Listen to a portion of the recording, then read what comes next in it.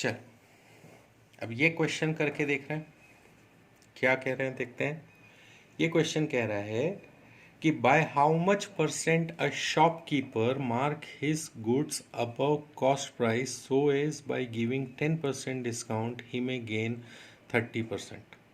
ठीक है, तो ये क्वेश्चन सिर्फ इसलिए दिया गया है कि हम इस फॉर्मूले का इस्तेमाल कर सकें, इसकी प्रैक्टिस कर सकें, इससे डायरेक्ट सॉल्व कर सकें। तो हमको क्या करना रहता है, इस फॉर्मूले में सीपी में से डिस्काउंट माइनस करना रहता है और मार्क प्राइस में प्रॉफिट जोड़ना रहता है।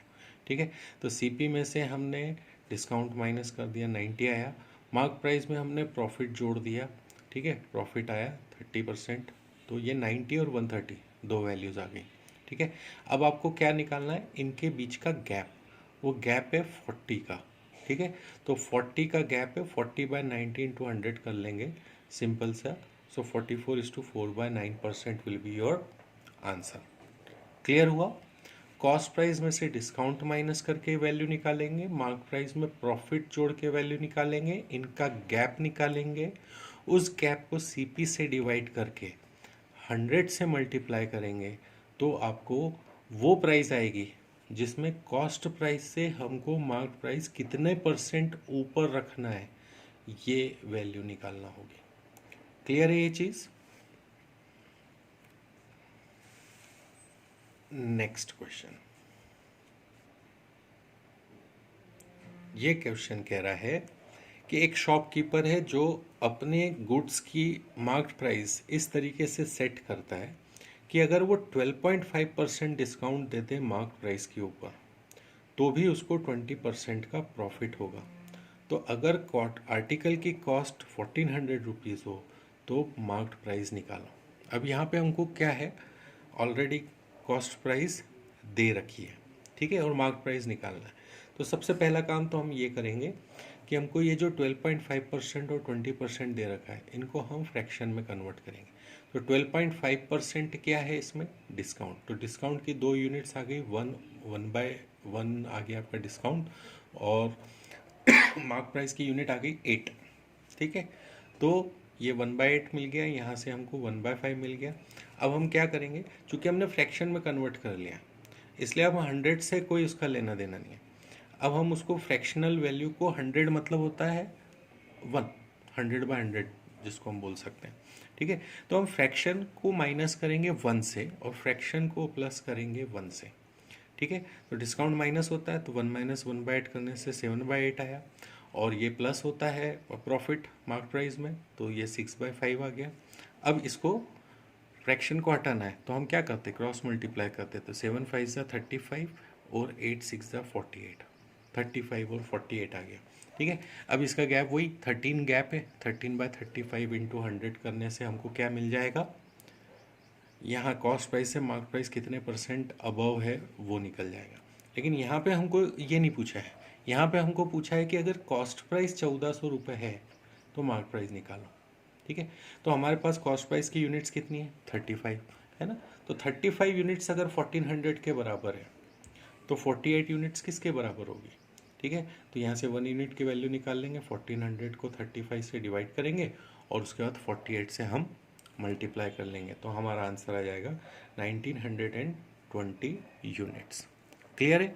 इन शॉर्ट फिर से समझते हैं, यहाँ पे हमको प्रॉफिट परसेंट दे रखा है, डिस्काउंट परसेंट दे रखा है। ठीक है, तो और हमको यहाँ पे कॉस्ट दे रखी है, कॉस्ट प्राइस दे रखी है, तो मार्क प्राइस पूछी है। तो हम क्या करेंगे, इन फर्स्ट स्टेप ये रहेगी इन दोनों को फ्रैक्शन में कन्वर्ट करना, दूसरी स्टेप ये रहेगी कॉस्ट प्राइस में से डिस्काउंट को माइनस करना और मार्क प्राइस में प्रॉफिट को प्लस करना। लेकिन माइनस और प्लस करना है हमको 1 से, क्योंकि अब हमने फ्रैक्शन में कन्वर्ट किया। पिछले सारे क्वेश्चन को भी आप फ्रैक्शन में कन्वर्ट करके 1 से माइनस प्लस कर सकते हो, परसेंटेज से परसेंटेज को माइनस प्लस करके वापस कन्वर्ट कर सकते हो, दोनों तरीके हैं आपके पास। ठीक है, फिर हम फ्रैक्शन हटाएंगे, क्रॉस मल्टीप्लाई करके वैल्यूज आ जाएगी। अब यहाँ हमको ओवरऑल परसेंटेज नहीं पूछा कॉस्ट प्राइस से मार्क प्राइस का, तो बात हम इसको परसेंट में ना जाते हुए कंपैरिजन में जाएंगे कि हमारी जो 35 यूनिट्स हैं वो 1400 के बराबर है। कॉस्ट प्राइस को कंपेयर करेंगे, यहाँ से 1 यूनिट की वैल्यू निकाल लेंगे और 48 से हम मल्टीप्लाई कर देंगे, तो आपको मार्क्ड प्राइस आ जाएगी। ठीक है, इस तरह के क्वेश्चन को हम ऐसे सॉल्व करेंगे। एक और क्वेश्चन इसका देख रहे हैं, ये क्वेश्चन क्या कह रहा है, देखो ये क्वेश्चन कह रहे हैं कि शॉपकीपर है, 25% डिस्काउंट है, ये हमको दे रखा है, और ये कह रहा है कि वो केवल स्मगल्ड गुड्स बेचता है, और स्मगल्ड गुड्स की सप्लाई के लिए वो रिश्वत भी दे रहा है 10% की कॉस्ट प्राइस के ऊपर। ठीक है, तो ये एडिशनल इन्फॉर्मेशन हमको दे रखी है। तो बताओ कि मार्क प्राइस वो क्या रखे कि उसका प्रॉफिट जो है वो 9:1/11% हो जावे, और कॉस्ट प्राइस आर्टिकल की ऑलरेडी दे रखी है। तो सबसे पहले वही हमको डिस्काउंट परसेंट और प्रॉफिट परसेंट दोनों दे रखा है, तो हम डिस्काउंट परसेंट और प्रॉफिट परसेंट को फ्रैक्शन में कन्वर्ट करेंगे।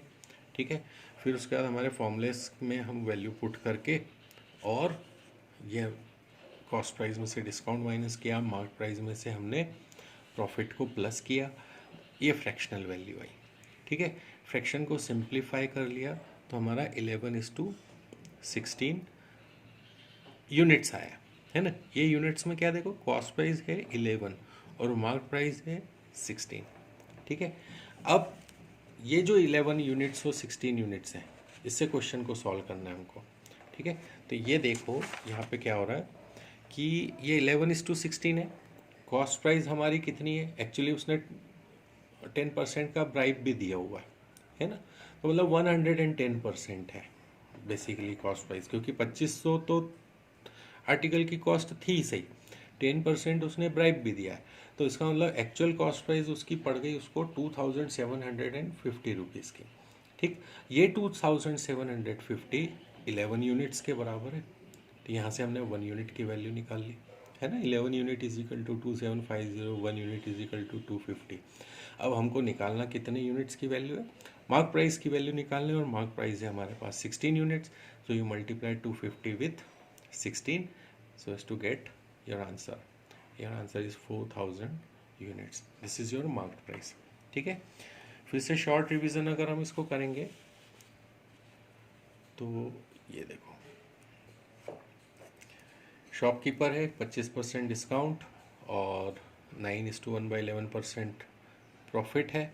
ठीक है, ये ब्राइब हम का 10% हम नहीं लेंगे क्योंकि ये तो कॉस्ट प्राइस में जुड़ेगा। ठीक है, डिस्काउंट और प्रॉफिट परसेंट निकालेंगे, इसको फ्रैक्शन में कन्वर्ट करेंगे, फ्रैक्शन में कन्वर्ट करके जो CP/MP का हमारा फॉर्मूला है, उस फॉर्मूले से हम यूनिट्स निकाल लेंगे CP और MP के बीच में, दैट बिकम्स योर 11:16।